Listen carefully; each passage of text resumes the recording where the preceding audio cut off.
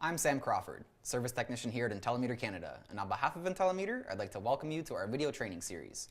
Now in this particular video, we are going to be demonstrating the installation process for the MF12 meter. But before we get started, let's just take a brief moment to go over some of the components that you should have received. Now in your package shipped from Intellimeter, you should have the MF12 meter itself, depending on what was purchased, possibly an automation module, and you will have a set of up to 12 current transformers, or CTs for short. Now these will be complete with labels both on the CT side and the CT lead side. You can refer to your packing slip, shop drawings, or other paperwork provided to ensure that you have all the parts that you should have received. Now the MF12 meter is capable of single phase, two-phase, and three-phase metering with up to 12 metering points if all single phase, 6 metering points if all two-phase, and 4 metering points if all three-phase. For the sake of this demonstration video, we are going to use three-phase metering for 4 metering points. Now the voltage input is auto-ranging and can be used on 120 to 347 volts line to neutral, and the MF12 will come with a preset configuration that will be predetermined by the customer's metering needs. Now it must be installed in accordance to this preset configuration in order to function properly. Now moving on to the installation of the CTs, each CT will be pre-designated for a certain breaker or circuit. So you're going to want to follow the paperwork provided to ensure that each CT is being installed in its correct location. Because each CT needs to be installed on the correct phase, you'll need to know the phasing of the breaker panel, and if you're unsure of the phasing, you can perform a simple test to find out. Now keep in mind that here we have built a mock-up panel for the sake of this demonstration video. In real-life application, you would want to ensure that any electrical equipment or panel is locked off before opening and performing any work. If work must be performed on a live electrical panel or equipment, please ensure that you are wearing the appropriate protective gear, such as an arc flash suit, complete with helmet and gloves. Because we are installing CTs on a breaker load, a phase test is required to ensure that each CT is being installed on its correct phase. So in order to perform this test, we need to energize the panel and temporarily turn the breaker to its on position. We're going to take a multimeter and set it to check for alternating voltage. We're then going to take one of our probes and place it on phase A or line 1 main feed. Take our other probe and place it on what we believe to be phase A on the breaker. So if we have 0 volts difference, we know that this is phase A. If it was any other phase, there'd be a voltage difference of roughly 208 volts in a panel like this. So here we have 0 volt difference, so we know it's phase A. Here we have 208 volts, and here we have 208 volts. So we're going to repeat that test for phase B. Here we have 208, here we have 0 volts, and here we have 208. So we know that the middle pole is phase B. Moving on to C. Here we have 208, here we have 208, and here we have 0 volts. So we know that the bottom pole is phase C. Now here we've installed CTs 1, 2, and 3 on the main feeds that feed the breaker panel. CTs 1, 2, and 3 would then become meter 1, and we've installed the remaining CTs on 3 different 3-pole breakers. Here we have CT 4, 5, and 6 on this 3-pole breaker. This will become meter 2. CTs 7, 8, and 9 are on this 3-pole breaker. This will become meter 3. And CTs 10, 11, and 12 are installed on this 3-pole breaker, which would become meter 4. Now keep in mind that the load direction arrow for CTs installed on mains must point in towards the breaker panel as current flows in from the mains down into the breakers. For CTs installed on breakers, the arrow must point out away from the breaker as current flows from the breakers towards the load.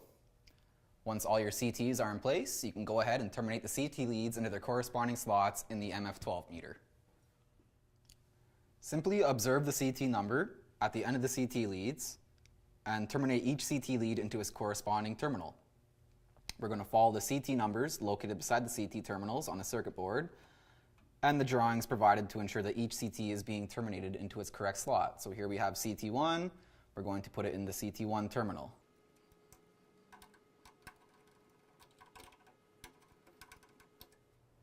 So now that all of our CT leads are in place, we can go ahead and install the reference voltage. Now the reference voltage is used to both power up the MF12 as well as provide the MF12 with reference to the different voltage phases. Because we're using 3-phase metering, a separate 3-pole 15 amp breaker will be required. So here we've used this 3-pole 15 amp breaker. We've terminated one end of the wires into the breaker and neutral block, and we've ran the wires across the panel through the conduit, into the meter enclosure, and into the top of the 3-pole disconnect.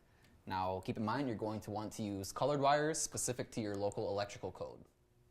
So now that the MF12 meter is completely installed, it's time to discuss meter display information as well as troubleshooting techniques using the meter display and the LEDs located on the circuit board.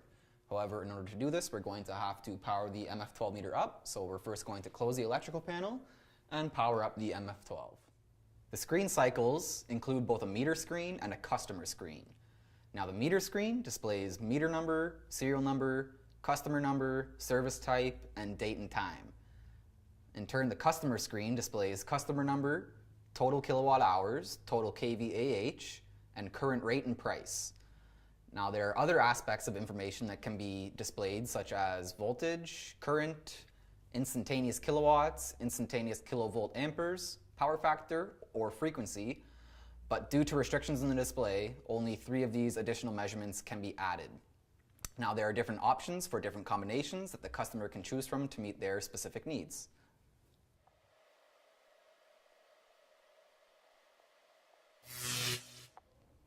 Now on to troubleshooting. There are several different LED indicators on front of the MF12 meter, but from a troubleshooting standpoint, we are mainly concerned with the LEDs beside the CT terminals. LED 3, located above the CT terminals, is simply a power indicator, and it will flash red off and on to indicate that the meter is powered up. LED 1, LED 2, LED 4, and LED 5 are reverse indicators for each group of CTs. They will light blue if there is a problem with the installation of one or more of the CTs. So as you can see here, LED 1 is lit up blue. This indicates that there is a problem with one or more of the CTs for meter 1. Now the LED does not tell you exactly which CT it is. All we know is that it's either CT 1, 2, or 3.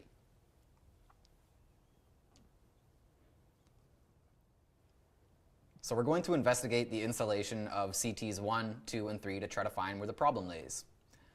The first thing we're going to check is that we're going to make sure that all the CTs are installed in the correct direction.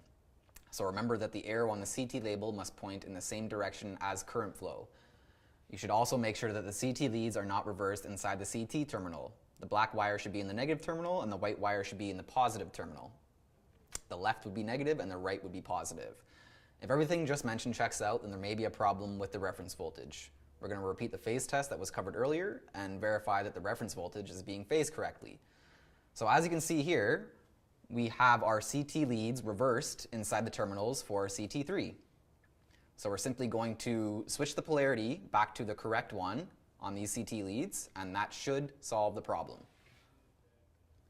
So now that we've switched the CT leads back to their correct polarity, the blue LED has disappeared, and everything should be functioning correctly. The MF12 meter should now be fully installed and ready for use without automation. Now instructions for adding automation will be covered in a separate video, but once again, I'm Sam Crawford from Intellimeter Canada. Thanks for tuning in, and we'll see you in the next video.